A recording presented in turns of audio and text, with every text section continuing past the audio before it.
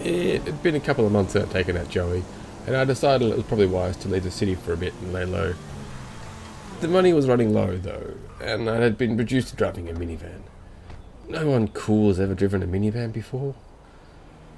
Out-of-town work was rare, rarer than hen's teeth.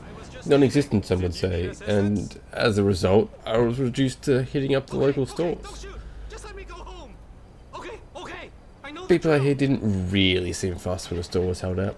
No panic, no screams, just a calm, "I'll come back later then."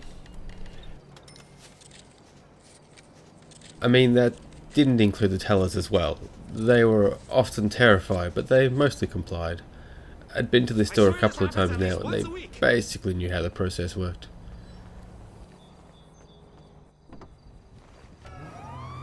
That didn't necessarily transfer to the local fuzz though. They were keen, something that more than made up for the fact that they were a bit rough. They cut corners, and they were horrible in a car chase.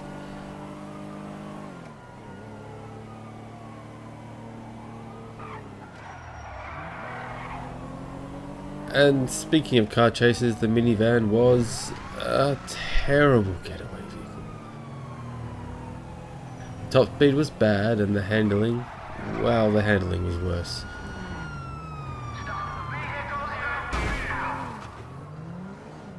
But I had enough, which wasn't saying much really, but it got the job done, which I liked.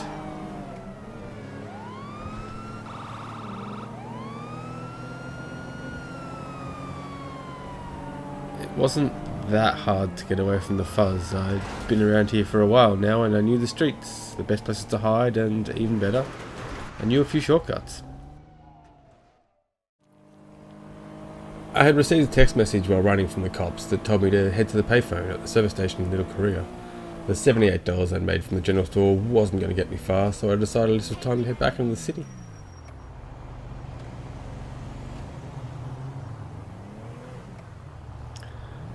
Pulling into the service station, I was a little nervous, but nothing had gone wrong since I'd been back in the city. No heads had turned, no sirens had gone off, no one had been following me. I was in the clear. Maybe it was possible I'd overreacted a bit.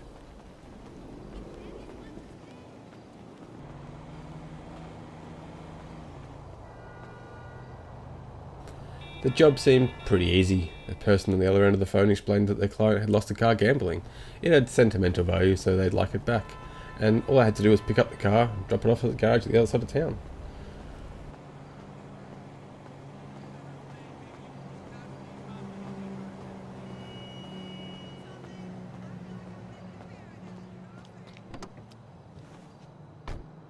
I didn't actually have anywhere to stay while I was in town, so I thought while I was here I'd check out the place straight away and try and work out a plan, or at least something that resembled one anyway.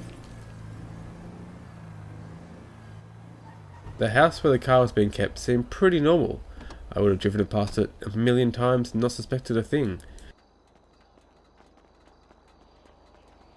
It was pretty easy to get in. There was no one home, no security, no cameras.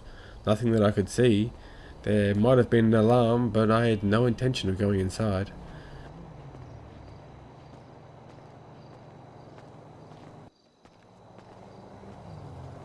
The car was just sitting there, so for all the intentions I had for making a plan, there's no time like the present, so I just took it.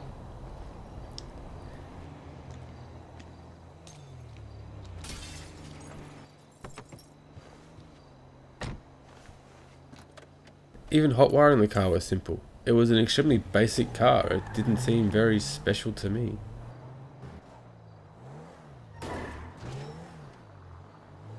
I was told that any damage could be repaired, but I had pride and I wasn't going to let this car get damaged. Well, very damaged. Turns out that the gamble had been with the law, and the fuzz were very keen to see the car stay in their possession, something I hadn't bargained on.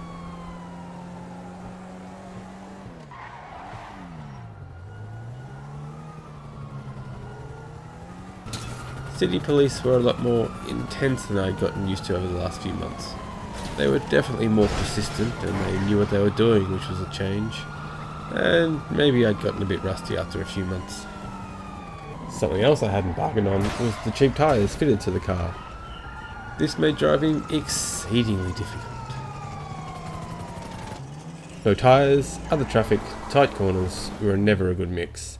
Although, this did help me get rid of the fuzz. So, once I'd shaken that off and made sure I was back on my wheels, it was an easy drive back to the garage.